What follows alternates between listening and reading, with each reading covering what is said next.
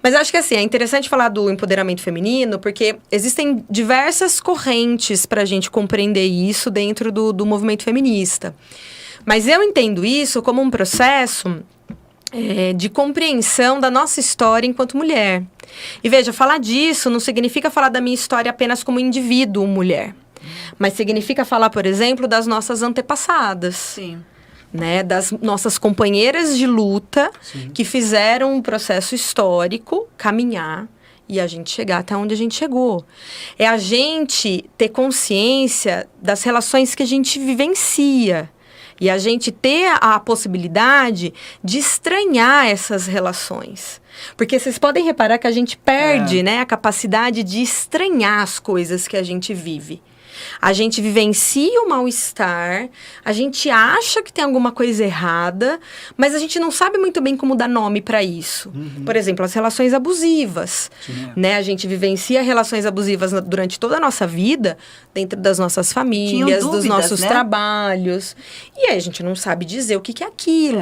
Ou, por exemplo, essa confusão que fazem de achar que empoderamento feminino é a gente falar a famosa história do sagrado feminino.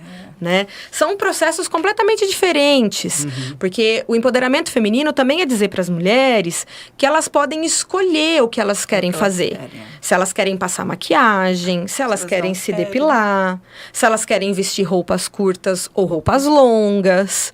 Né? Então, vai também ao encontro de questionar o desejo dessa mulher. O que você deseja enquanto mulher nesse mundo, nessa existência e nessas relações? Né? O que a sua existência vai impactar o mundo em que você vive? Né?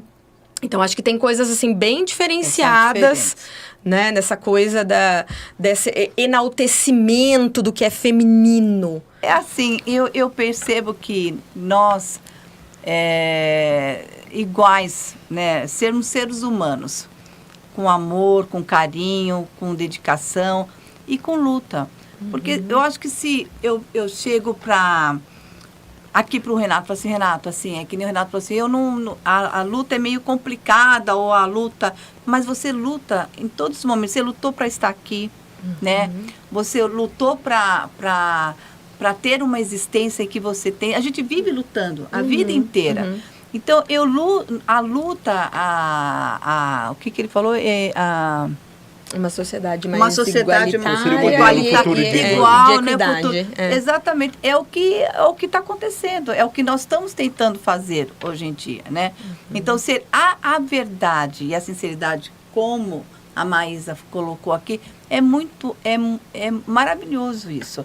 Porque dizer e agir são coisas, às vezes, diferentes, né? Sim. Mas elas estando juntas, né? Dizer e agir juntos é uma questão muito única e que é muito complicado, muito difícil hoje numa sociedade que a gente, né, patriarcal. Nós vivemos numa sociedade patriarcal, principalmente aqui, Lene, que a gente sempre fala, que aqui é as famílias de um, família de outro. E quando você desencana nisso, e quando você vive a sua vida, você percebe a liberdade que você pode atingir, né? E aí vem todos esses segmentos. Aí eu deixo você falou de Leme, mas de todas, eu acho que uma grande maioria das cidades do interior, sabe, assim, traz essa ideia da família tradicional, essa lógica mais coronelesca, né? Sim.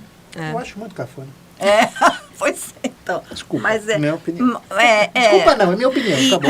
Não tem que se desculpar, não. E eu vejo, assim, que o Guilherme, meu filho, ele me acompanhou e ele sabe que eu sou uma mulher de luta, de guerra, porque eu acho que tiveram momentos na vida dele que ele precisou de que eu fosse, né, abraçar, enfrentar e me posicionar e mostrar para ele que isso é importante também, né?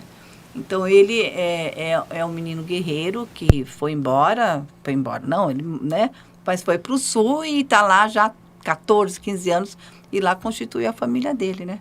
Então, eu estou muito feliz por ele ser o que ele é e pela mãe, que eu tenho certeza, pelo pai também, que nós demos bastante incentivo para isso. Mas quem seguiu o caminho, na realidade, você fazendo essa pergunta bagunçada, quem seguiu o caminho foi você, né? Seguiu com amor, Pensa bem se não é o amor. Eu deixo a Maísa falar, minha amiga também. Tá? É uma pergunta muito difícil, né, para se responder, mas acho que dá pra gente pensar numa coisa bem concreta, que é a possibilidade da gente viver em respeito com as diferenças, né? Porque, assim, diferentes nós seremos sempre. Sempre. Né? Acho que, assim, um dos grandes problemas é a gente tomar a diferença como algo ruim. Sim. Como algo que precisa ser aniquilado, como algo que precisa, né, se tornar igual. E aí, quando a gente faz isso, a gente destrói, né? Então, acho que pensar numa construção de sociedade em que as diferenças possam existir, né, sem que as pessoas precisem ser aniquiladas por isso, né?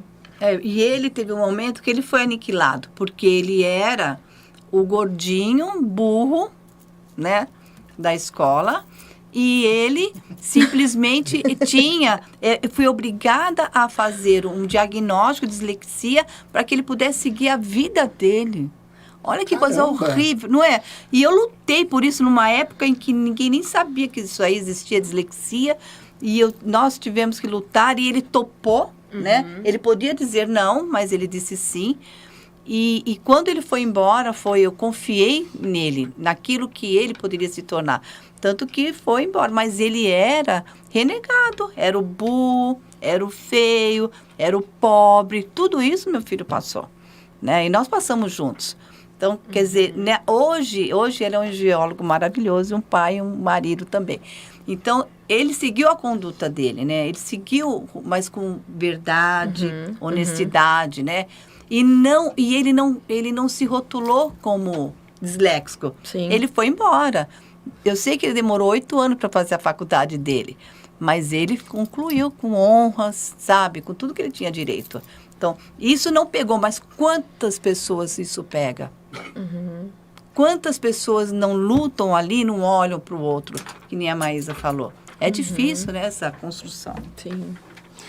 E eu acho que uma base futura para a sociedade a base da sociedade precisa ser o respeito e a educação. Educação, lógico. Sem isso, a gente não chega a lugar nenhum. E consciência de classe. Ai, consciência de classe, pessoal. Isso, por favor. Verdade. Sério. Se você for pensar bem... Né, as coisas não estão desatreladas, né? Não, estão todos juntos. É verdade. Estão tudo ali.